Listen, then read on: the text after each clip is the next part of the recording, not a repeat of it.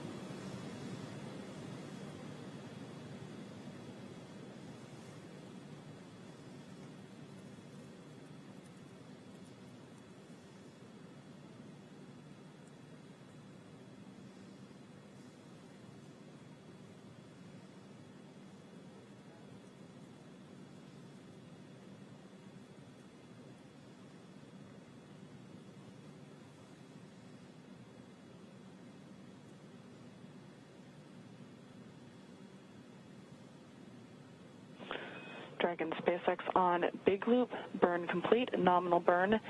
Reminder to review your impulsive retreat recovery cue cards if desired.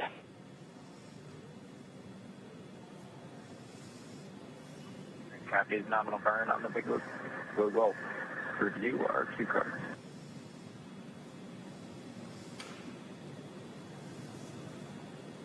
So Anna Menon, the core there, giving the crew some insight that the burn was completed nominally. As Dan had mentioned, there is that mid-course correction. And Anna had mentioned impulsive retreat cue cards. Bob and Doug have the ability to issue commands to Dragon if they see anything that's unsafe. So, of course, on those 3 displays that they have between the 2 of them, they can see the rate of the vehicle, how quickly they're closing, and they have a set of criteria that they're looking for to make sure that they're safely approaching the station. So Anna just giving them... Well, good morning, everyone, from Endeavour. We had a great night last night, got to get a little sleep, and as you can see from the video, we are just passing over Saudi Arabia in the Middle East. A beautiful day pass right now. And heading northeast up towards Central Asia, and then we'll work our way out the western part of the Himalayas there, and work our way all the way out over, looks like Japan, out into the Pacific for this particular pass.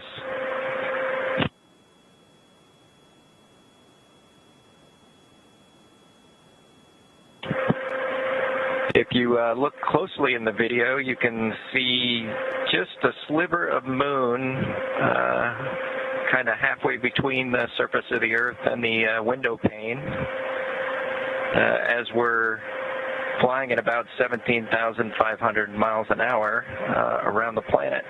Getting pretty close to ISS. When we were in the night part of this orbit, we actually got to see ISS out the window, which was pretty neat to see it for the first time on this trip.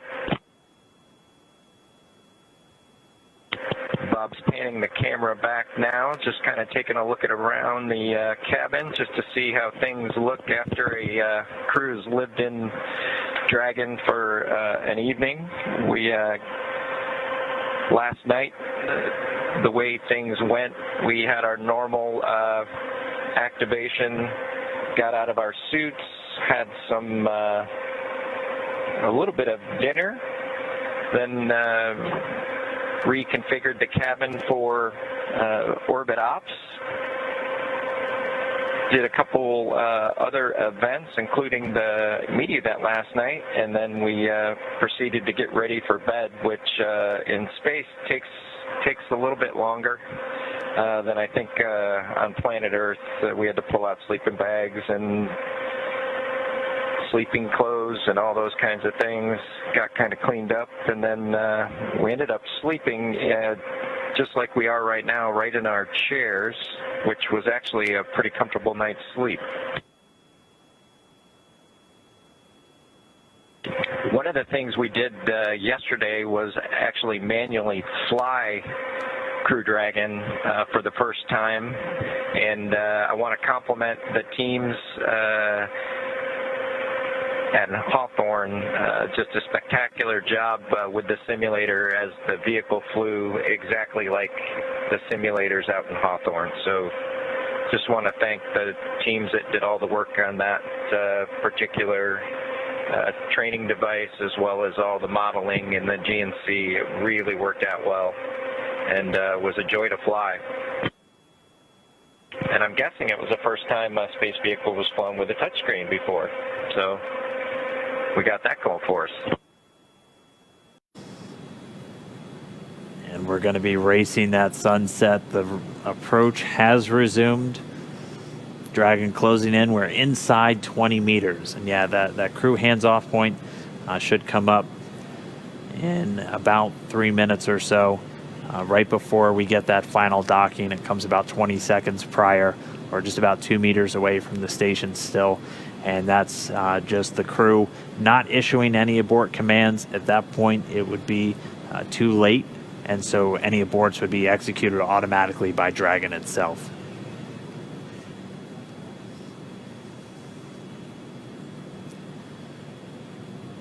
So we're closing in at less than 1/10 of a meter per second at this point. You can see the service section Dracos just doing all these very small, minor attitude corrections. Really, the autonomous docking system at work, making sure that the vestibule and the soft capture system is lined up with IDA2. It's the International Docking Adapter.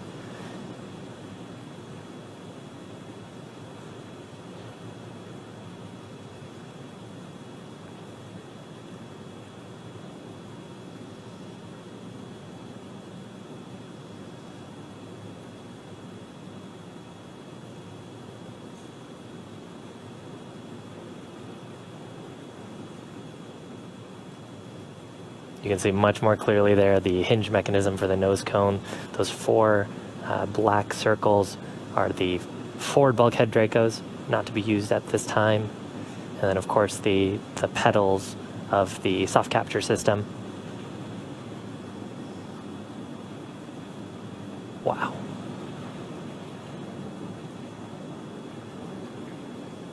Dragon on the big loop. We're inside 10 meters. We cannot make out the docking target, but we do see the outline. We copy and concur, 10 meters. Right, we're less than 10 meters away. Again, we're closing at that rate of less than 1/10 of a meter per second. We should be just about 1 minute 45 seconds away from docking. There's a center line camera right in that middle, so that you can see where the forward hatch is, and right in the middle of that there's a window, and there's a center line camera that is aligned with the center of the vehicle and the center of the docking mechanism. So that is what the autonomous docking system is using to line up with sort of a cross hatch, cross target on the docking port. Again, the forward docking port on PMA2, or the pressurized mating adapter. And we are just 5 meters away. Again, we're racing that sunset. This Dragon continues to close, 4 meters to go. Those shadows of the space station on the vehicle.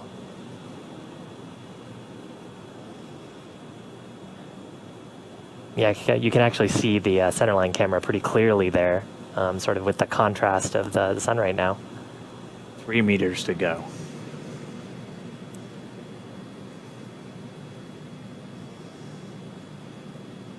Two meters. We are inside the hands-off point, the chop, the crew hands-off point. 1 meter to go.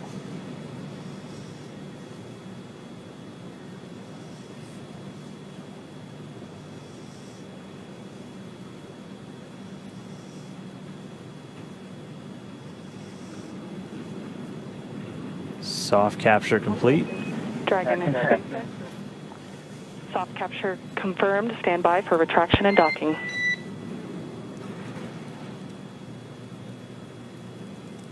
Bye.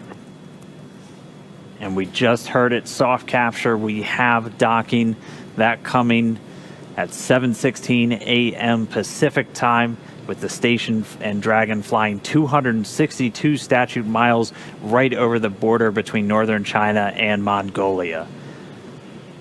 You saw a little bit of motion there of Dragon. That was that relative motion that the soft capture system is damping out. Once that motion is clear, then the soft capture system will be retracted, and Dragon will go for hard capture.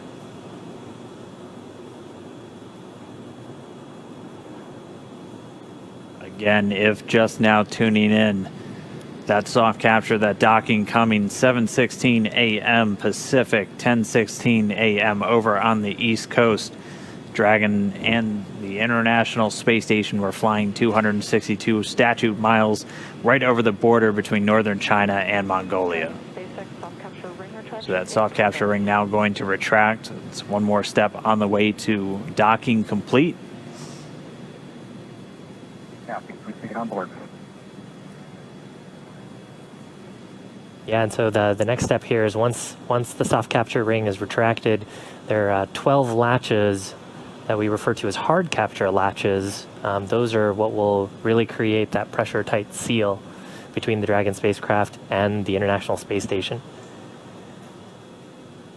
So once soft capture is complete, and I believe we'll get that call from our core here, Anna, then we'll get confirmation of hard capture, and the crew, of course, aboard have this information on their displays, so they'll also see indication of hard capture complete.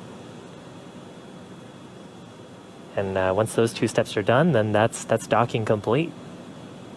That's right, and we're expecting to hear some words from everybody. A pretty monumental moment. I mean, for Doug Hurley, he's returning to where he last docked almost 9 years ago on the very last space shuttle mission, now commanding the very first commercial spacecraft to deliver astronauts to the International Space Station. That's got to be cool for them. They've mentioned quite a few times that they're best friends. Our favorite dads in space, as we've been calling them. This has got to be really cool for them. It's got to be really cool for their families too, watching this.